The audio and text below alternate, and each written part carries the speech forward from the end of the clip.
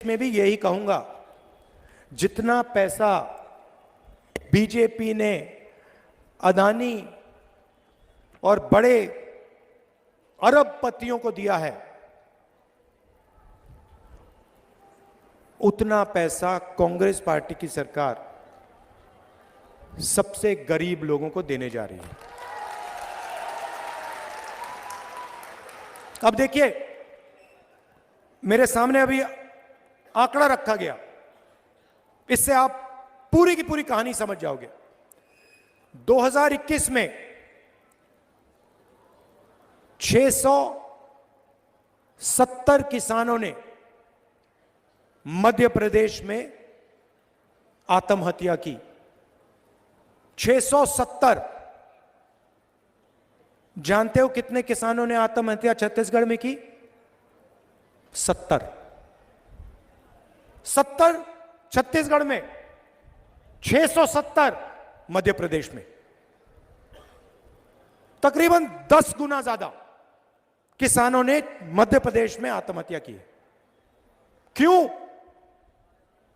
क्योंकि छत्तीसगढ़ की सरकार किसानों की सरकार है, मजदूरों की सरकार है, और मध्य प्रदेश की सरकार अरबपतियों की सरकार है। अब नरेंद्र मोदी जी भाषण देने आए और मैंने उनका भाषण सुना।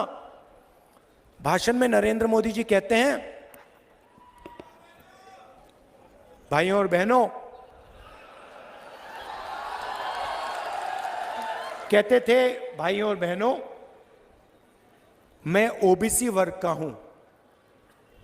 जहां भी जाते थे, मैं ओबीसी वर्ग का हूं, मैं ओबीसी वर्ग का हूं,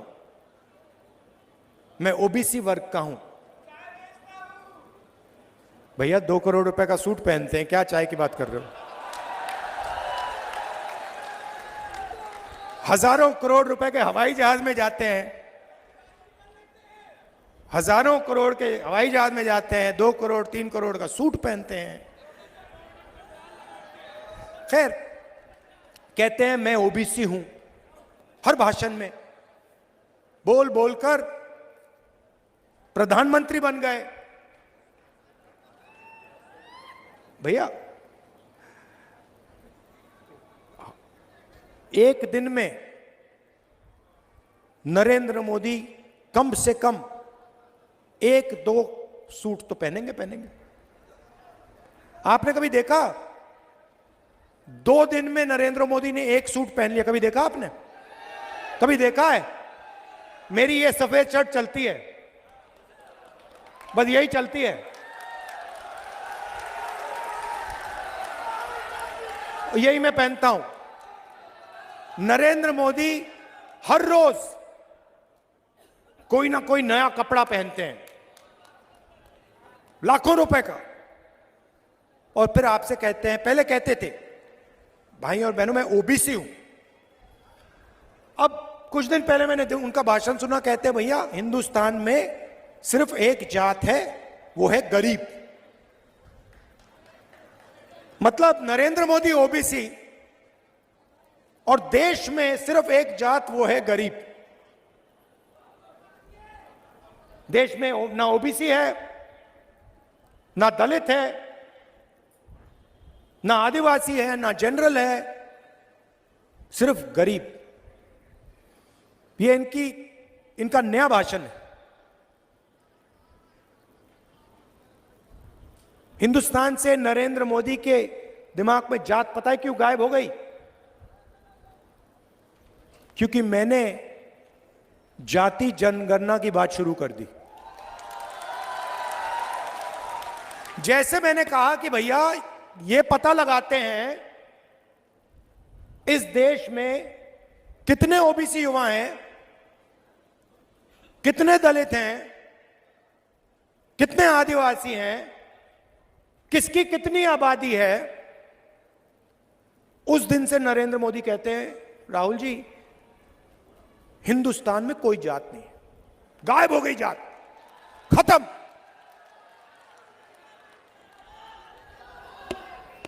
क्यों? क्योंकि वो ओबीसी युवाओं को दलित युवाओं को, आदिवासी युवाओं को, जनरल युवाओं को देश की सच्चाई नहीं बताना चाहते।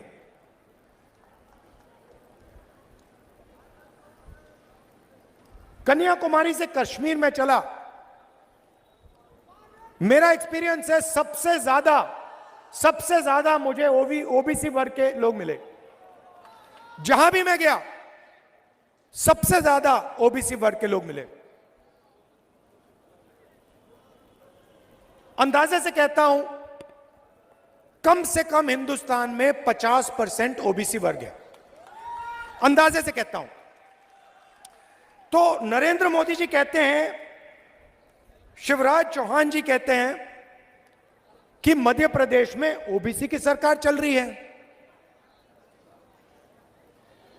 मैंने आपके लिए आंकड़ा निकाला है। मध्य प्रदेश की सरकार को, दिल्ली की सरकार को एमएलए नहीं चलाते। मध्य प्रदेश दिल्ली की सरकार को सरकारी अफसर चलाते हैं, आईएएस के लोग चलाते हैं। सही? आप किसी भी बच्चे से पूछो, किसी भी युवा से पूछो, क्या करना चाहते हो?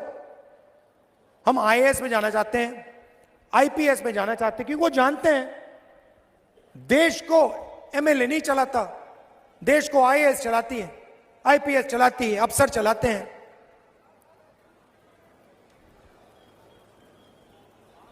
तो मैंने सवाल पूछा, मध्य प्रदेश को 53 सेक्रेटरी चलाते हैं, सरकारी अफसर हैं। मध्य प्रदेश का पूरा बजट जो है, इसको ये 53 लोग बांटते हैं। तो मैंने पता लगाया, मध्य प्रदेश में ओबीसी की सरकार है। मैंने सुना है ओबीसी की सरकार है। तो अगर ओबीसी की सरकार है तो 53 ऑफिसर में से ओबीसी होंगे? नहीं होने चाहिए ना भाई और बहनों। 53 में से आप जानते हो कितने अफसर हैं ओबीसी वर्ग के मध्य प्रदेश में? जहां नरेंद्र मोदी, शिवराज चौहान जी आपसे झूठ बोलते हैं कि ओबीसी की सरकार चल रही है, आपको मालूम है कितने हैं? 53 में से एक। 53 में से एक अफसर ओबीसी। अच्छा, मजे की बात सुनो,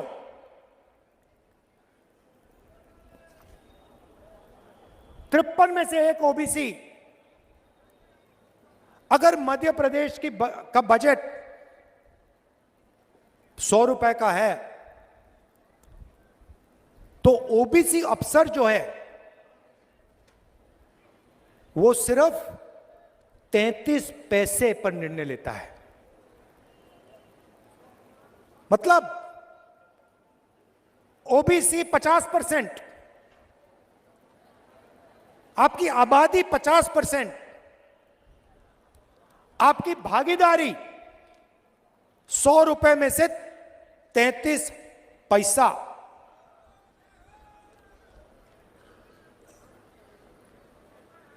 आबादी 50%, भागीदारी 100 रुपए में से 33 पैसा। फिर से सुन लो। और नरेंद्र मोदी जी और आपके चीफ मिनिस्टर कहते हैं मध्य प्रदेश में ओबीसी की सरकार। कैसी ओबीसी की सरकार है ये? कौन से ओबीसी की सरकार है? अगर बजट के सारे निर्णय 53 अफसर लेते हैं और उन 53 में से एक ओबीसी है और बजट का 0.3% निर्णय ओबीसी ले रहे हैं, तो ओबीसी की सरकार कैसे? आपको झूठ बोला जा रहा है। यहां कोई ओबीसी की सरकार नहीं है, यहां पे ओबीसी की कोई भागीदारी नहीं है।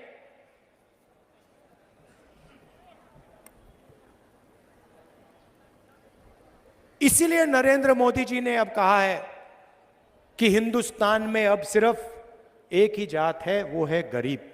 क्योंकि नरेंद्र मोदी आपको सच्चाई नहीं बताना चाहते। नरेंद्र मोदी हिंदुस्तान की सच्चाई ओबीसी वर्ग को नहीं बताना चाहते, और मैं हिंदुस्तान की सच्चाई ओबीसी वर्ग को बताना चाहता हूं। मैं ओबीसी वर्ग को कहना चाहता हूं कि आपकी आबादी 50%, आपकी भागीदारी 0.3%। शर्म की बात है। नरेंद्र मोदी इस बात को छुपाना चाहते हैं, इसीलिए अपने किसी भी भाषण में नरेंद्र मोदी जनजाति जनगणना की बात नहीं कर सकता, क्योंकि नरेंद्र मोदी जी का रिमोट कंट्रोल अदानी जी के हाथ में है। भाइयों और बहनों, रिमोट कहीं और है।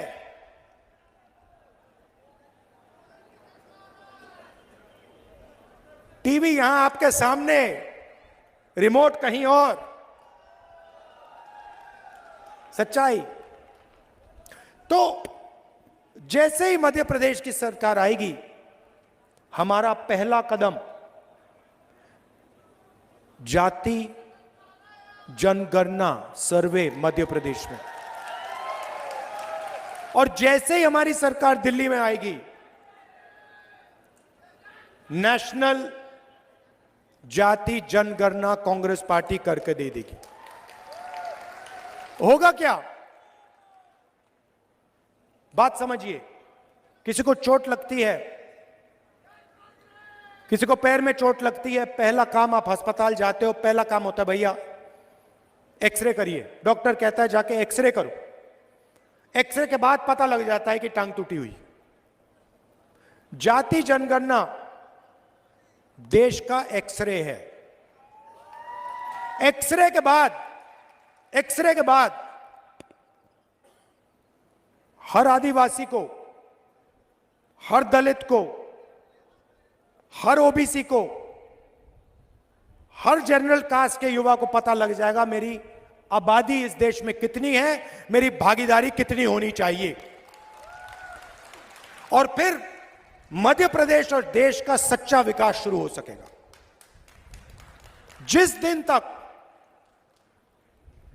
जाति जनगणना नहीं होगी, तब तक पिछड़ी जातियों को भागीदारी नहीं मिल सकती।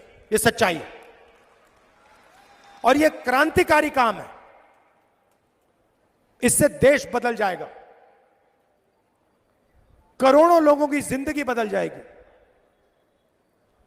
मैं उदाहरण देता हूं आपको छोटा सा, जिससे आप पूरी बात समझ जाएंगे।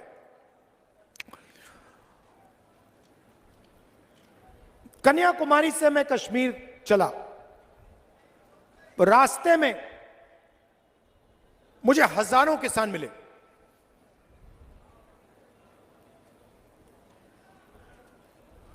तूफान आया, उनका नुकसान हुआ। मैंने उनसे पूछा,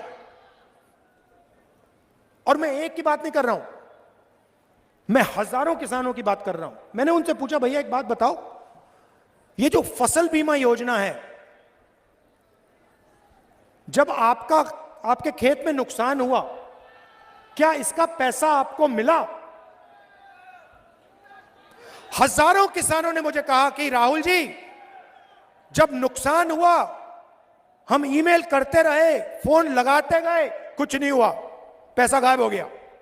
हजारों किसानों ने। अब सुनिए होता क्या है। बीमा योजना का पैसा 35,000 करोड़ रुपए, हिंदुस्तान की सरकार ने 20,000 करोड़ रुपए दिए, स्टेट की सरकार ने 10,000 करोड़ रुपए दिए, किसानों ने तकरीबन 3-4 हजार करोड़ रुपए दिए।